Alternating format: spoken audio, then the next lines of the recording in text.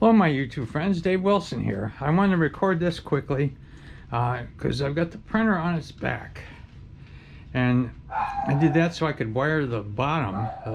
The three stepper motors have to have the wires come down across the bottom, and I'm not sure how they thought you were going to do this, but I couldn't see just leaving the wires and just draping across there.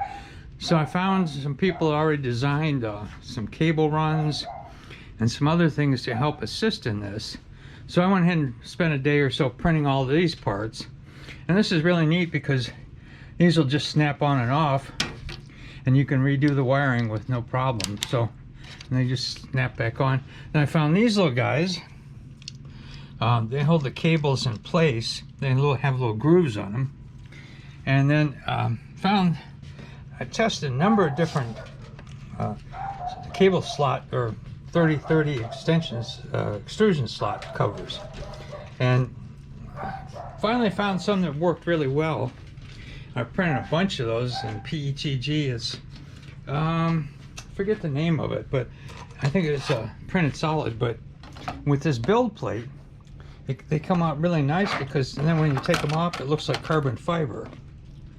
So I was really happy with that.